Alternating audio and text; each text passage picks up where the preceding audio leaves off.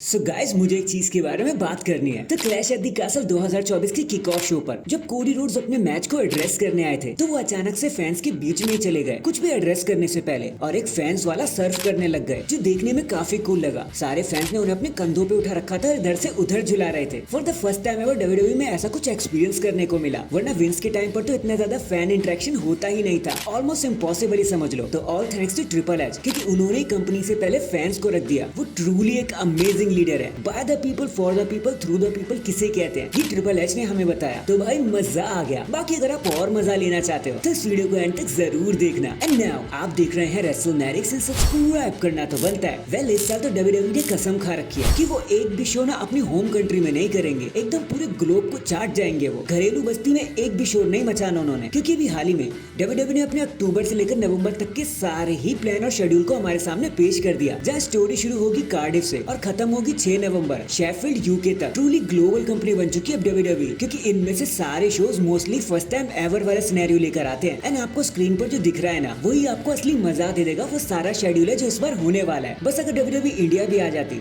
तो अलग मजा आ जाता हम इंडियंस फैन को भी। लेकिन चलो जैसा है वैसा है, अब क्या ही कर सकते हैं। नेक्स्ट सीएम पंक की शरारतों के बाद जब ड्रू मैकिंटायर अपने मैच को हार गए at clash at the castle और चैंपियन भी नहीं बन पाए अपने होम कंट्री में, तो भाई शो के ऑफ एयर जाने के बाद ड्रू मैकिंटायर तो मानो पागल ही हो गए थे और सब पर गुस्सा किए जा रहे थे इधर से उधर, कभी रेफरीज पर, कभी कोरी ग्रेव पर, तो कभी वेड बैरेट पर। आग बबूला होते जा रहे थे वो हर जगह और कहते कि मुझे पंक ला कर दो, आज मैं उसे मजा चखा कर ही रहूंगा। जिसका मतलब साफ है कि at summer slam Punk versus Drew McIntyre एक असली हेडलाइन बनकर हम सभी के सामने आएगा। एंड अब सही समय आ गया है कि मंडे नाइट रॉ को पूरे टाइम ट्यून इन कर लिया जाए, उसे मिस ना किया जाए, क्योंकि ये जो राइवलरी है ना, अब सही मायनों में असली में स्टार्ट हुई है। और तो और शो के खत्म होने के बाद वेड बैरेट भी थोड़ा सा भड़क गए और कहने लगे कि सीएम पंक को अभी फायर कर दो। वो अभी तक इस कंपनी में कैसे काम कर रहे हैं, वो तो इंजर्ड हो गए हैं ना, तो किसी स्टार के साथ कांटेक्ट में कैसे आ सकते हैं। वो रूल ब्रेक कर रहे हैं। मैच के आउटकम्स को क्यों खराब किए जा रहे हैं। वो रेसलमेनिया से लेकर आज तक सब बर्बाद किए जा रहे हैं सीएम पंक। किसी को तो कुछ करना ही होगा और कंपनी में लॉ एंड ऑर्डर वापस लाना होगा और सीएम पंक को अभी से निकाल दो,